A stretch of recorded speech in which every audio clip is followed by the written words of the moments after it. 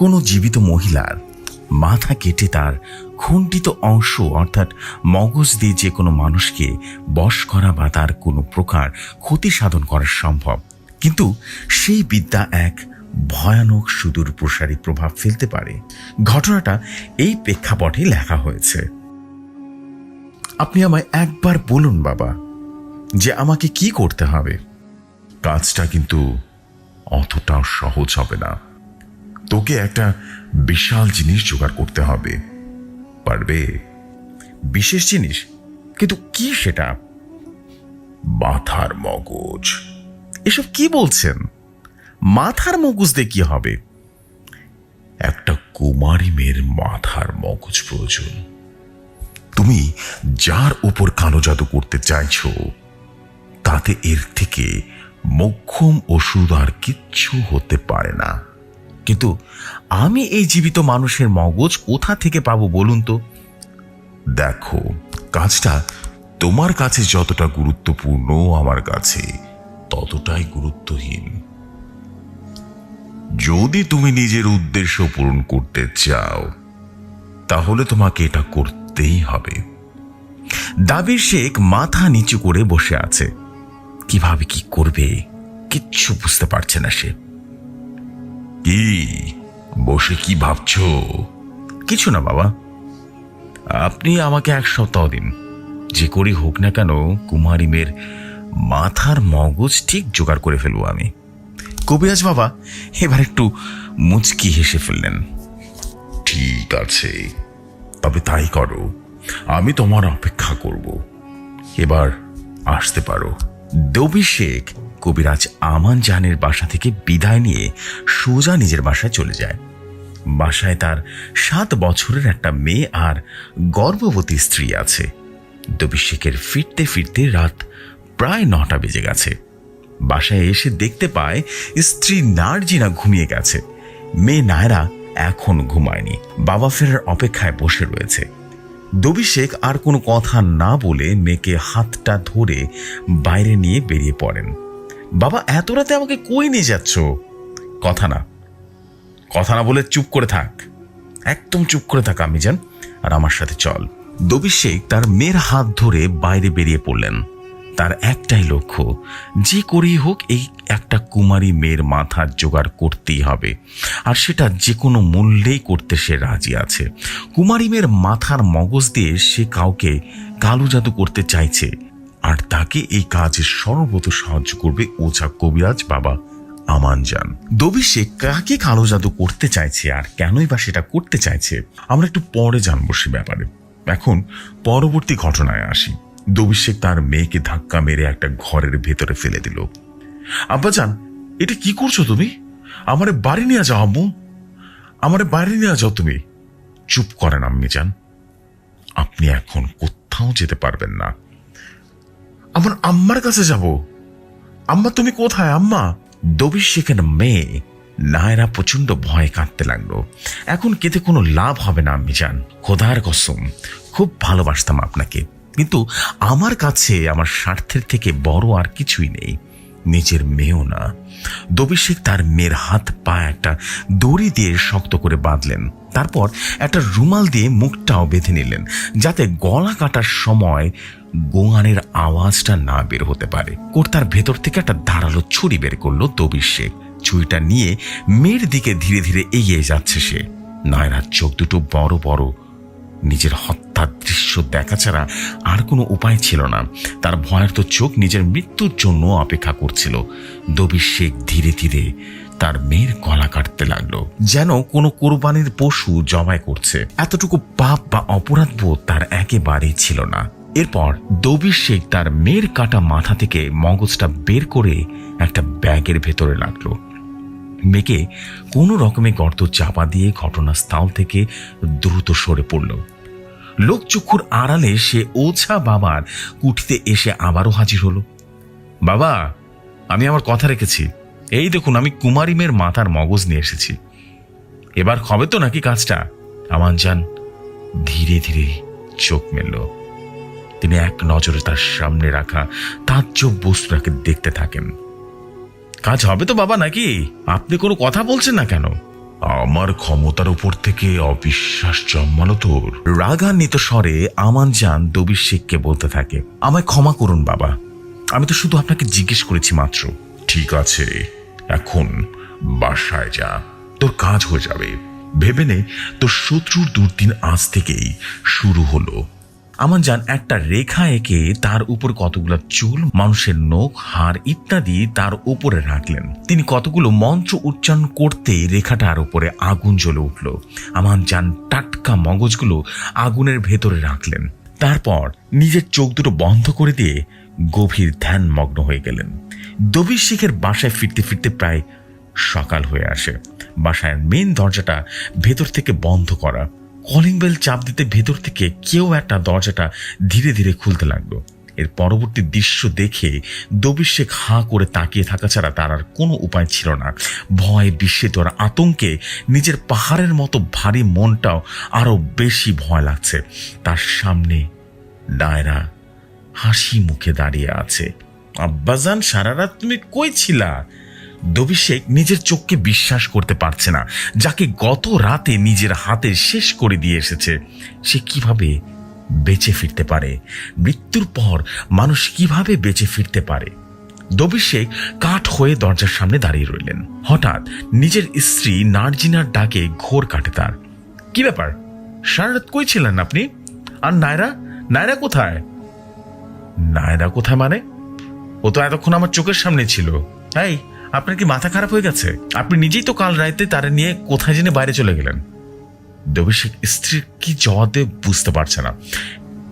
আর এতক্ষণ চোখের সামনে যেটা দাঁড়িয়েছিল সেটা কি নিতান্তই তার মনের ভুল ছিল? নারা তো একটু আগে তার দরজাটা খুলল। সবকিছু মাথার উপর দিয়ে যাচ্ছে দবির শেখের। কি হইল, কথা কন না কেন? তোমার সব বলতেছি, আগে আমার এক গ্লাস পানি দাও, তাড়াতাড়ি দাও। ঠিক আছে, আপনি ভেতরে আয়সা বসেন, আমি নিয়ে আসতেছি। দবির শেখ চেয়ারে বসে পানির জন্য অপেক্ষা করছে আর স্ত্রীকে কি জবাব দিয়ে মনে মনে ঠিক করছে। হঠাৎ দেখতে পায় কেউ একজন পানির গ্লাস হাত বাড়িয়ে দিয়েছে তার সামনে। দবির শেখ মাথা ঘুরিয়ে তাকাতেই দেখতে পায় নায়রা তার সামনে পানির গ্লাস নিয়ে দাঁড়িয়ে আছে। ধরফর করে উঠে পড়ল সে। মেয়েকে কিছুটা বলতে যাবে, ঠিক তখনই রান্নাঘর থেকে একটা চিৎকারের আওয়াজ ভেসে আসে। দবির শেখ দৌড়ে রান্নাঘরের দিকে ছুটে যায়।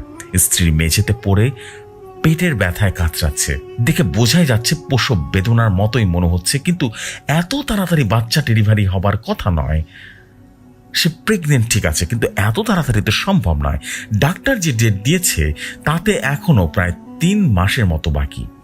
দবির শেখ আর কাল বিলম্ব না করে স্ত্রীকে নিয়ে হাসপাতালের দিকে যায়। কি ব্যাপার ডাক্তার সাহেব, আমার স্ত্রীর চেক আপ হয়ে গেছে। দেখুন, ব্যাপারটা খুব দুঃখজনক, তাও আমাদের দায়িত্ব আপনাকে বিষয়টা জানানো। কি হয়েছে ডাক্তার সাহেব? আপনার স্ত্রীর পেটের সন্তানটা উল্টো দিকে ঘুরে গেছে।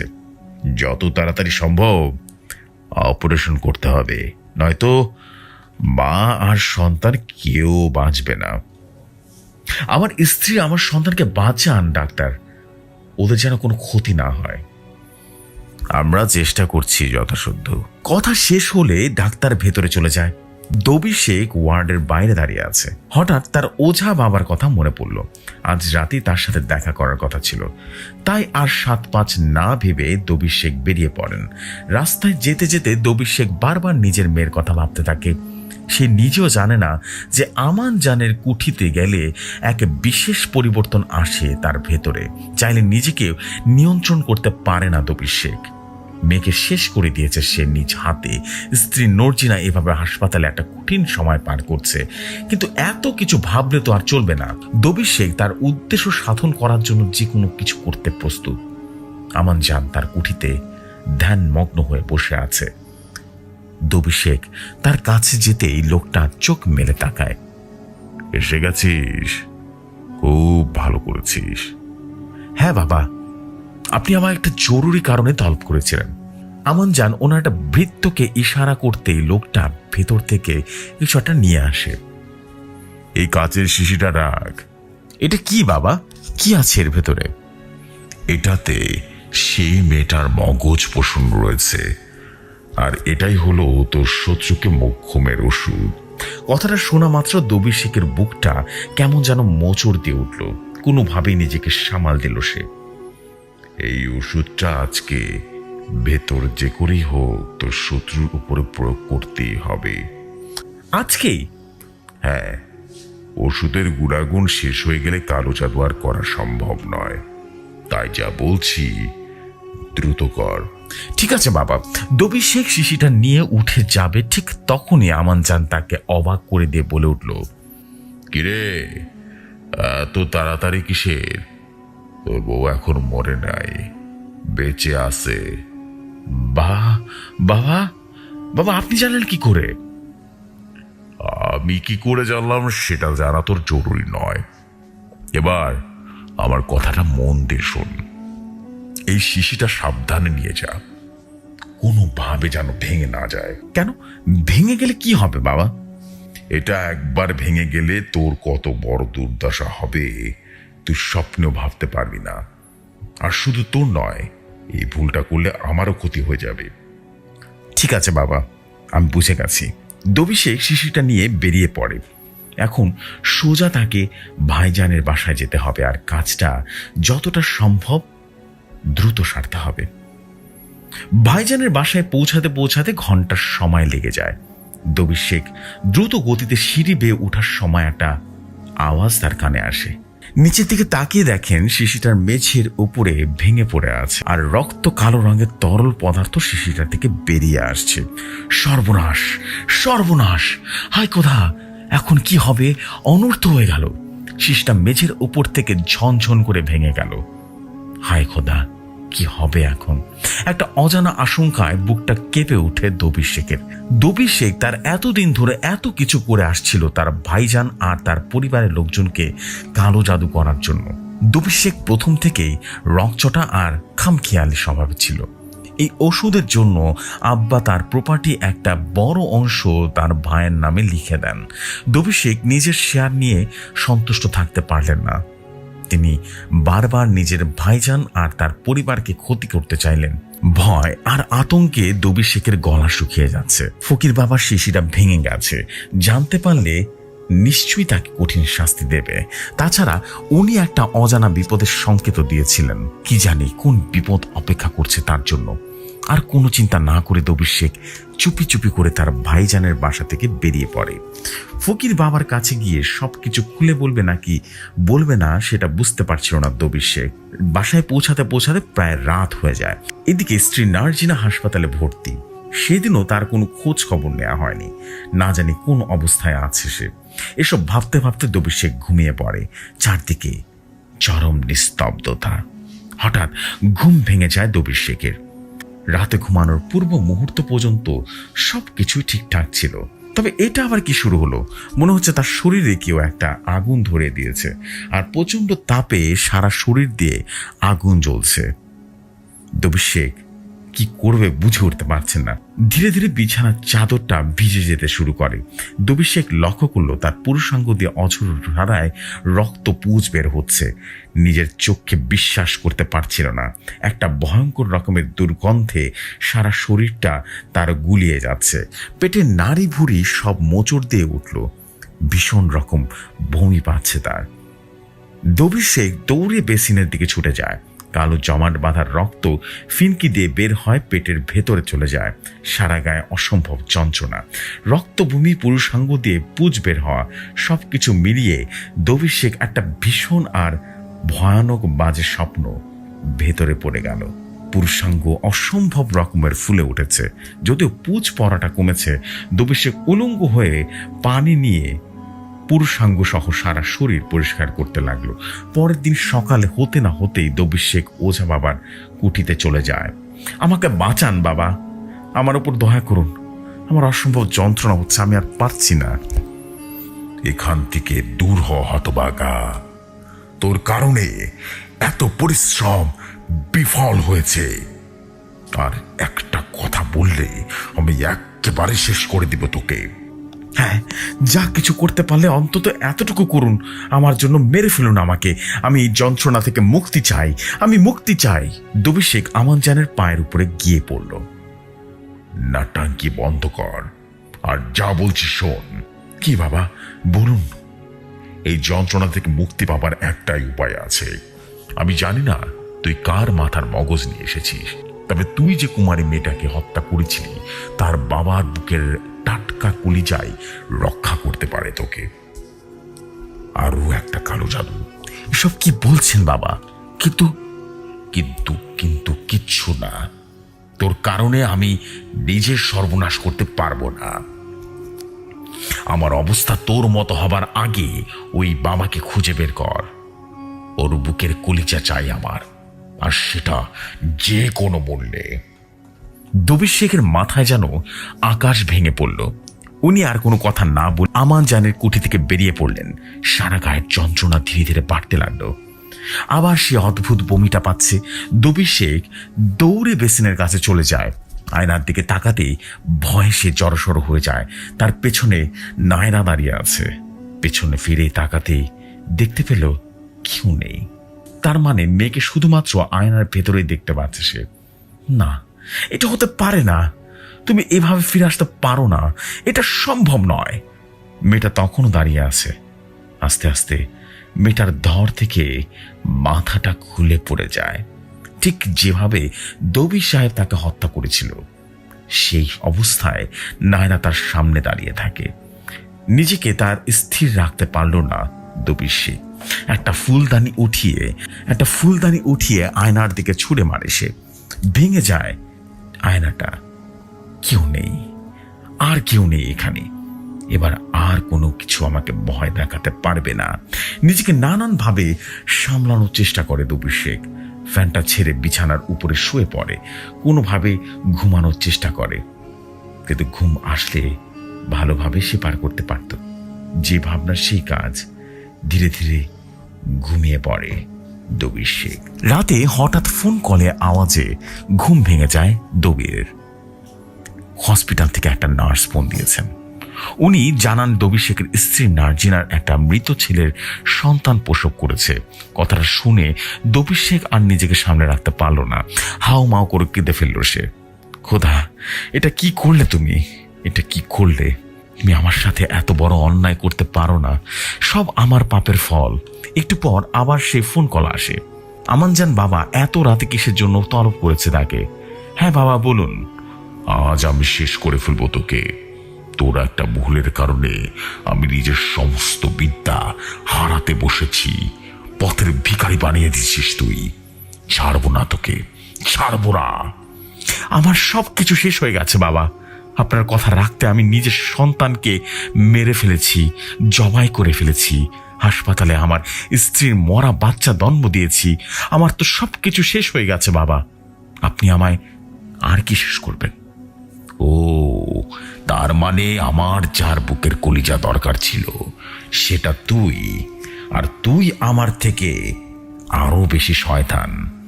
আমি নিজের ক্ষমতা তো হারিয়ে ফেলবো, তার আগে তোকে শেষ করব আমি। কঠিন যন্ত্রণায় তোকে মারবো, কঠিন যন্ত্রণায়। দবির শেখের হাত থেকে ফোনটা পড়ে ভেঙে যায়। দবির শেখের নাক পায়ুপথ দিয়ে রক্ত বের হতে শুরু করে। ধীরে ধীরে সারা শরীর তার অবশ হয়ে আসতে শুরু করে। এই তীব্র যন্ত্রণা আর সহ্য করতে পারে না দবির শেখ। পেটের ভেতর থেকে কিছু একটা বের হয়ে আসছে। দবির শেখের মুখটা হা করতেই লম্বা সাপ তার মুখের ভেতর থেকে বেরিয়ে আসে। নিজের চোখকে সে বিশ্বাস করতে পারছে না। তার কান, তার চোখ দিয়ে তাজা রক্ত বের হতে লাগলো। পাগলের মতো এদিক ওদিক ছুটতে থাকে দবির শেখ। খুঁজতে খুঁজতে একটা মোটা দড়ি পেয়ে যায় দবির শেখ। ব্যাস, দুইটা সিলিং ফ্যানের সাথে শক্ত করে বাঁধল দবির শেখ। এরপরে যা হবার তাই হলো। পরের দিন লোকজন তার বাসার দরজা ভেঙে একটা ঝুলন্ত লাশ উদ্ধার করলেন।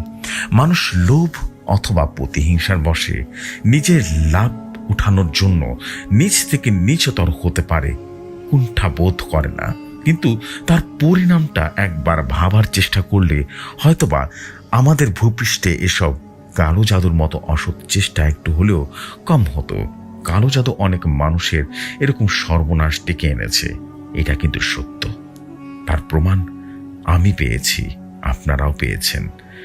ঘটনাটা কেমন লাগলো অবশ্যই আমাকে জানিয়ে দেবেন। আমি মাহফুজ বলছি, খুলনা থেকে।